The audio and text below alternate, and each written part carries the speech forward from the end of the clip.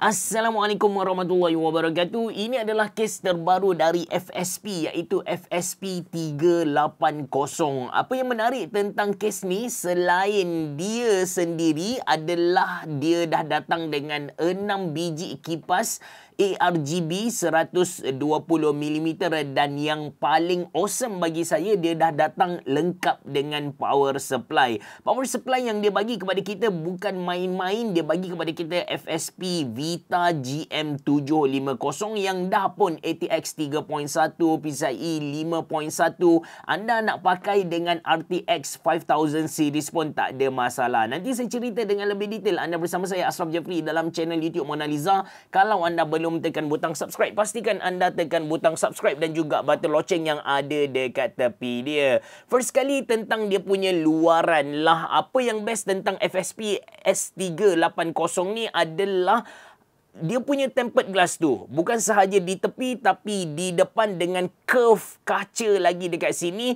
Kita punya view nanti kita nak tengok tu, kita boleh tengok 270 darjah. Jadi kalau anda nak show off apa yang anda guna di dalam kes ni, bagi saya terbaiklah. Memang dari tepi nampak, dari depan pun tak ada masalah. Lepas tu kes ni saya boleh anggap dia dalam kategori yang besar, walaupun dia bersaiz MATX. Dia untuk motherboard MATX. Luaran dia kalau kita ukur kan, okey, luaran dia kalau kita ukur dari depan ke belakang ni 46 cm. Dia punya lebar tu kalau kita ukur lagi dalam 28 cm, dan dia punya tinggi lebih kurang, tinggi dia ni dari kaki dari kaki ke atas 37 cm.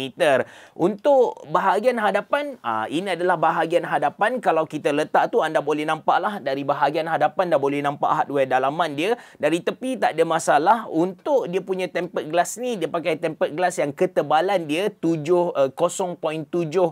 0.7 cm, agak tebal. Dan di bahagian atas ni ada magnetic filter yang tebal juga. Saya boleh tarik tunjuk kepada anda. Lepas tu dia punya input output connection semua berada di bahagian atas. Kalau anda letak kes ni di bawah meja, senanglah untuk anda turn on dia, untuk reset, untuk cucuk pendrive dan cucuk benda-benda lain. Basically untuk dia punya input output connection ni ada power button, ada reset button, kemudian ada dua port USB-A 3.0, ada mikrofon, ada mikrofon, ada headphone, dan juga satu USB-C 3.2 Gen 1. Alright, nak akses ke dalam kes ni tak susah pun.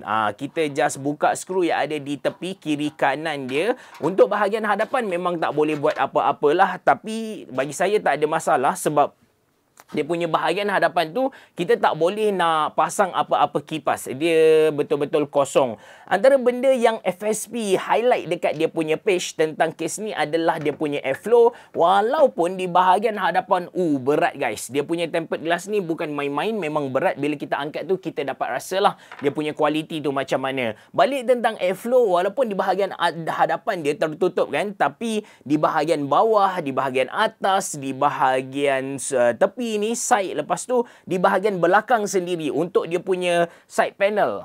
Untuk dia punya side panel ni anda boleh nampak memang ada lubang-lubang ventilation. Dia macam mesh macam tu lah. So udara untuk kes ni memang boleh mengalir dengan bagus. Tambah-tambah dia bagi kepada kita 6 biji kipas ARGB 120mm.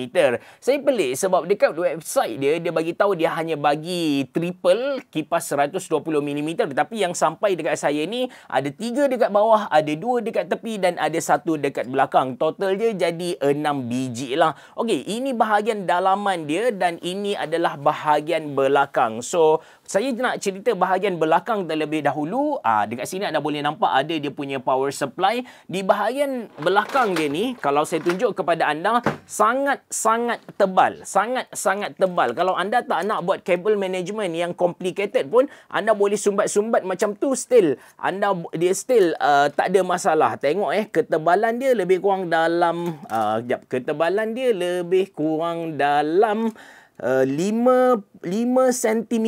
5 cm guys. Memang tak ada masalah lah. Okey, Seterusnya, apa yang anda boleh tengok dekat sini adalah dia punya power supply. Macam saya bagi tahu kepada anda tadi, dia bagi kepada kita FSP Vita GM750. Sedikit tentang FSP Vita 750 ni, first kali dia jenis fully modular. Kita boleh cucuk kabel yang kita nak cucuk. Macam ni dia ada bagi kepada kita kabel-kabel tu. Kita boleh guna apa yang kita nak guna, kita boleh buang apa yang kita nak buang. Dengan cara tu, kita punya setup tu akan nampak lebih kemas. Lepas tu lagi dia 80 gold dari segi efisiensi 90% ke atas. Dalam ni dia dah pun pakai Japanese capacitor. So anda pun tahulah bila kita sebut tentang Japanese capacitor dalam power supply, kualiti dia memang mantap gila lah. Itu tentang power supply. And power supply ni kalau kita beli secara berasingan, harga dia akan jadi lebih kurang dalam RM500 Malaysia juga, plus minus. Saya tak ingat spesifik price dia macam mana, tapi memang mahal. But sekarang anda beli case ni, anda dapat kipas 6 biji percuma, anda dapat lagi FSP Vita GM750, mantap lah. 750 ni pun dia dah pun ATX 3.1, dia dah pun PCIe 5.1. Anda nak cucuk dekat RTX 5070 ke atas, tak ada masalah. Tak ada masalah. Lepas tu di bahagian atas ni anda boleh nampak tempat kita slot in SSD 2.5 inci, 1-2 biji dekat sini. So kalau anda nak pakai hard disk 3.5 inci, anda kena buka dulu dekat tepi ni, anda kena pasang dekat dalam. Anda kena pasang dekat dalam, anda boleh sumbat 2 biji hard disk 3 inci, 3.5 inci, which is rare untuk case 2025. Okey, tak apa, kita pusing dulu, kita tengok di bahagian dalam dia lagi. Okey, kita tengok di bahagian dalam. So ini adalah kabel-kabel yang dia bagi kepada kita. Kabel yang dia bagi kepada kita quite nice untuk 24 pin kabel, dan yang lain-lain anda boleh nampak dia jenis flat kabel. Senang untuk kita susun dan senang untuk kita masukkan di dalam mana-mana lubang. Ini untuk dia punya 24 pin kabel. Untuk dia punya PCIe 5.1, bentuk dia macam ni lah. Dia di dalam satu, apa kita kata, macam satu kulit macam tu. Untuk case kali ni saya tak akan pakai sebab saya akan guna graphic card utama saya, iaitu RX 6700 XT, which is graphic card yang quite lama. Dan ini kabel-kabel lain yang kita boleh guna. Dia pun ada bagi kepada kita aksesori untuk case, macam dia punya kabel strap, lepas tu skru-skru yang lain, termasuk dengan speaker CMOS tak silap saya, untuk kita test kita punya PC, untuk tahu masalah PC macam mana. Okay, now kita tengok di bahagian dalaman dia. Anda boleh nampak memang kaca di bahagian hadapan dia ni, dia jenis curve. Anda akan nampak curve tu, dia bukan sikit-sikit punya curve, tapi dia betul-betul curve. Yang ni menarik lah bagi saya. Seterusnya, ini adalah bahagian dalaman dia. Bagi saya sangat-sangat luas. Kalau kita measure kedalaman dia dari motherboard tray ke luar ni, lebih kurang dalam 180 mm. Tapi kalau dari dalam, di belakang kipas ke luar ni, sampai 230 mm. Dia punya belakang ke depan 460 mm, atas ke bawah ni lebih kurang dalam 350 mm.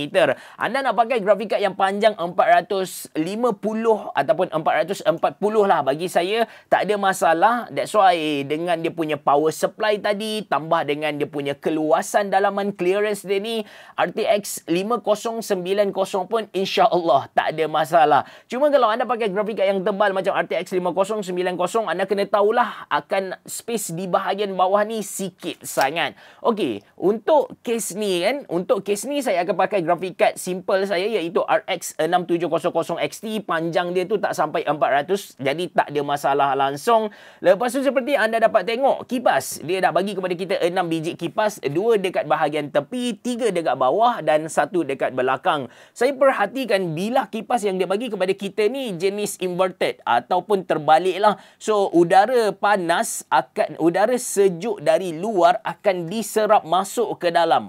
Dia punya flow tu macam tu. Di tepi udara sejuk dari tepi akan diserap ke sini, manakala udara dekat bawah pun dia dekat bawah ni dia jadi exhaust. Dekat bawah ni jadi exhaust. Saya tak mampu nak tunjuk kepada anda di dalam video, tapi based on bilah yang dia bagi ni, saya quite yakin lah udara udara sejuk dari bawah akan ditolak masuk.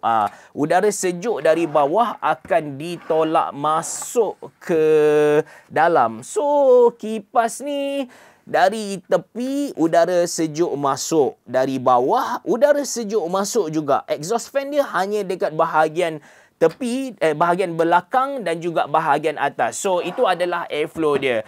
Tepi udara masuk ke dalam, bawah ni pun udara sejuk masuk ke dalam. Untuk udara sejuk diserap masuk ni, anda kena pastikan yang satu-satu kes tu ada space di bahagian bawah dia. Macam FSP S380 ni, dia ada letak kaki kepada kita, space di bahagian bawah sekitar 20mm.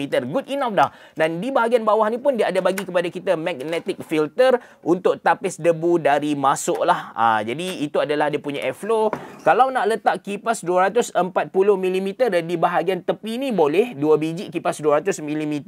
Kalau di bahagian bawah ni memang 120mm sahaja. Di bahagian belakang ni pun 120mm sahaja. Dan di bahagian atas ni kita boleh letak 360, radiator 360 ataupun 3 biji kipas 120mm. And kita boleh letak juga kipas 140mm.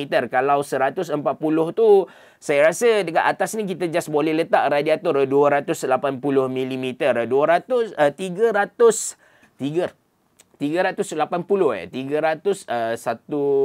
saya rasa 280mm radiator insya-Allah tak bermasalah. Now, saya dah cerita semua benda tentang kes ni, kita akan pasang lah. Untuk hardware sebenarnya saya dah pun pasang dia dekat luar. Ini adalah benda yang kita akan pasang ke kes ni. Basically CPU cooler saya pakai air cooler dari Deepcool Assassin 4 yang sangat-sangat tebal.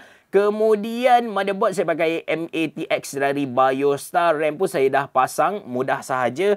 Kita akan masukkan dan kita akan pasang. Disebabkan motherboard yang saya pakai ni yang lekeh sangat, jadi kita kena pasang dia punya I/O shell.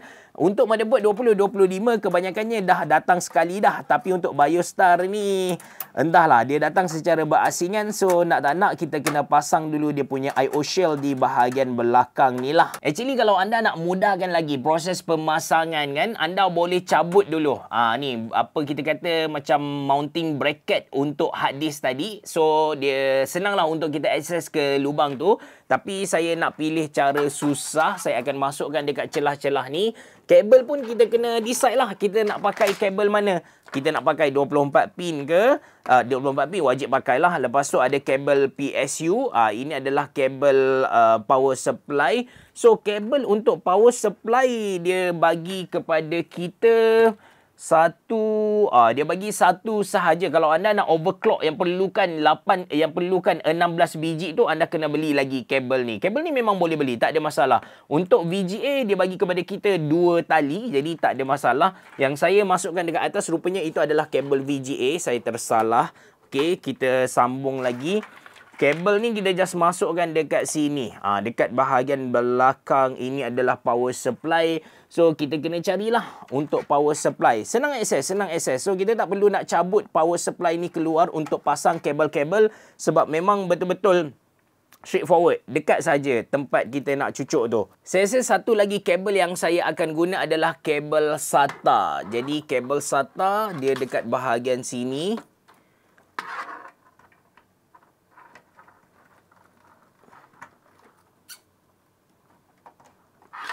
Okey, kabel 24 pin pun dah masuk. Dan kita ambil kabel kabel CPU kita. Kabel CPU kita masukkan di ruangan atas tu.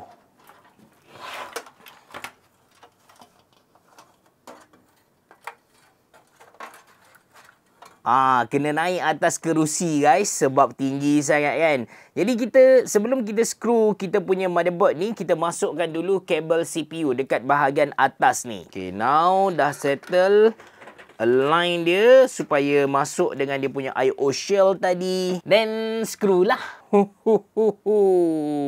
Saya tak pasti anda boleh nampak ke tak, tapi ketinggian CPU cooler yang saya guna ni betul-betul betul-betul sama tinggi dengan space yang ada. Saya nak cuba tutup dulu, nak tahu boleh tutup ke tak.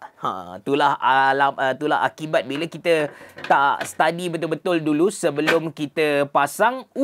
Just nice guys.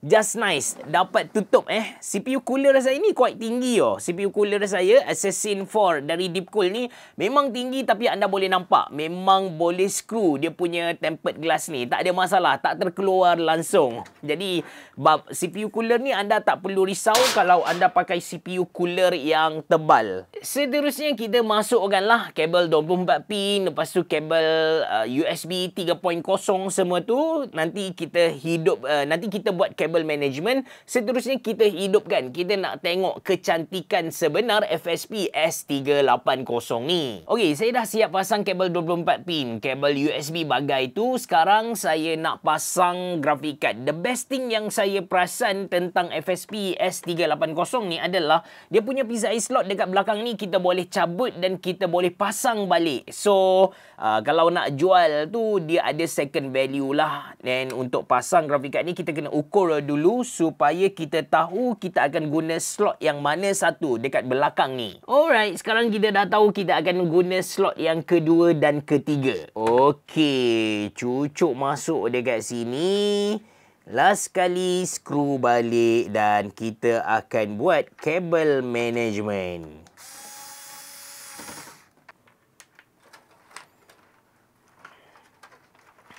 Berbelit-belit guys. Saya perasan ada satu masalah sekarang, iaitu tempat ikat kabel. Walaupun space di belakang motherboard tray tu luas kan, tapi tempat ikat kabel quite limited lah. Nak tak nak saya kena buka juga tempat mount SSD ni, baru saya dapat akses ke tempat ikat kabel dia yang berada dekat bahagian dalam tepi tu. Okey, sekarang kita dah boleh ikat dekat atas ni. Dekat tengah ni pun ada satu, dekat bahagian bawah ni ada satu. Memang betul-betul limited lah. Memang betul-betul limited.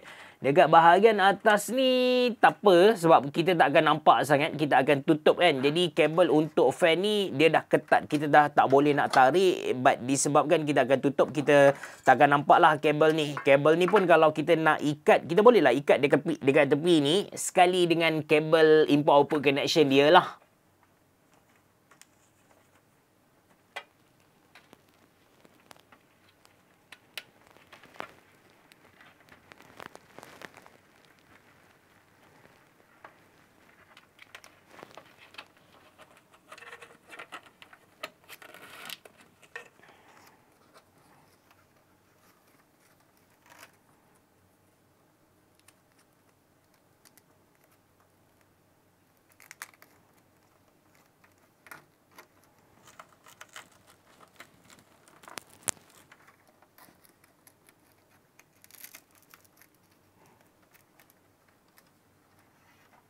Sekarang nampak cantik sikit lah. Anda nampak nampak kemas sikit dekat sini. Yang tinggal adalah bahagian bawah ni. Bahagian bawah ni adalah bahagian kabel-kabel untuk kipas, untuk dia punya LED. Dan saya perasan satu benda, dia punya reset button yang ada dekat atas ni. Biasanya reset button lah kan. Tapi reset button ni dia dah direct sambung ke hub kipas ataupun LED. Jadi reset button ni kita guna dia sebagai LED change mode button lah. Kita tak perlu nak install apa-apa software, kita boleh tukar direct dekat button ni sahaja. Maka inilah hasil akhir pemasangan. Saya tak pasang tempered glass disebabkan nanti ada reflection dengan lampu yang ada dekat depan ni. Tapi anda boleh tengoklah, nanti bila dah pasang semua, kita boleh tengok dari sisi, kita pun boleh tengok dari depan. Nampak tak? Dari depan anda akan dia akan kelihatan macam ni lah. Seperti yang saya bagi tahu, yang saya tersalah tentang, bukan tersalah lah sebenarnya. Normally untuk bawah power button itu adalah reset button. Cuma FSP dah tolong sambungkan reset button ke LED hub tu. Jadi kalau anda nak tukar LED untuk case ni ataupun untuk fan case ni, anda dah tak perlu nak install software, anda tak perlu nak pasang dekat motherboard. Just tekan reset button yang ada dekat atas ni, anda boleh pilih lah beberapa efek yang dia bagi kepada kita. Macam sekarang lebih kepada static color, kita cari yang ni. Kalau kita nak off lah, then ini dia nampak cantik lah. Anda boleh tengok lepas tu dia ada warna-warna, warna-warni. Kalau anda suka RGB, anda boleh cari yang RGB lah. Ini warna merah sahaja. Kita cuba cari rainbow RGB. Dia punya button pun sedap tekan, betul-betul tactile. Jadi yang rainbow RGB ini adalah yang rainbow RGB punya. Anda boleh tengok dia punya pertukaran warna tu quite nice. Tapi anda boleh pasang juga dekat anda punya motherboard. Tak ada masalah, boleh buat benda tu. So, ini adalah hasil akhir dia. Dan ini adalah saya punya final thought lah tentang case ni. Yang pertama sekali, anda kena tahu ini adalah case untuk motherboard M80X, bukan ATX. Dia punya space dalaman sangat-sangat luas. Space dalaman dia sangat-sangat luas. Dari belakang ke depan tu 460mm. Macam sekarang saya pasang graphic card pun, anda boleh nampak space dia terlalu besar dekat depan tu. Spacious. Jadi dari segi udara, aliran udara, insya-Allah tak ada masalah langsung. Kes ni dia dah datang dengan 6 biji kipas. Kalau tengok ke website mereka ada 3, tapi yang sampai dekat rumah saya ni ada 6. 3 dekat bawah, 2 dekat tepi, 1 dekat belakang. Aliran udara dia akan disedut masuk dari bawah, dari tepi dan keluar dekat belakang. Kalau anda nak pasang kipas lagi, anda boleh pasang dekat atas, and saya suggest anda jadikan dia sebagai exhaust lah. Jadi udara keluar ikut atas ni. Anda nak pasang AIO liquid cooler dekat atas pun tak ada masalah. Dekat atas tak ada masalah, dekat tepi pun tak ada masalah. Cuma dekat atas ni anda boleh pasang 360mm, manakala kalau dekat bahagian tepi tu 240mm. Untuk dia punya kabel management, walaupun dia punya tempat ikat kabel tu limited dalam 3 tempat sahaja, but still okay, disebabkan space di bahagian dalam, di bahagian belakang motherboard tray itu sangat-sangat luas. Build quality memang solid, tapi kalau nak compare dengan build quality NZXT Lian Li, saya rasa dia rendah sikit lah. Kelebihan kes ni memang duduk dekat dia punya satu design tu sendiri, yang kedua pre-install fan, dan yang ketiga dia datang dengan FSP Vita GM750 yang dah support grafik RTX 5000 series, which is untuk power supply tu, maaf saya tak tahu saya sebut power supply ke apa tadi, tapi power supply FSP Vita GM750 ni kalau anda beli secara berasingan, harga dia memang mahal. Saya rasa harga dia lebih kurang sama dengan kes ni. Jadi anda punya bajet tu akan jadi sangat-sangat jimat lah. Sangat-sangat jimat. Beli kes, dapat kipas, dapat lagi power supply. Power supply bukan lekeh-lekeh. Adakah saya recommend? Memang saya recommend. Design dia cantik dan sangat jimat. Seriously. Power supply FSP Vita GM750 tu power supply yang mahal loh. Bukan power supply yang murah-murah lekeh. Efficiency dia 90% ke atas. 80 gold certified dah. So, kalau anda berminat untuk beli FSP S380 ni, saya letak link dalam ruangan description box below. Terima kasih kerana menonton. Assalamualaikum warahmatullahi wabarakatuh. Bereboh, jumpa lagi. Ini bahagian tepi dia.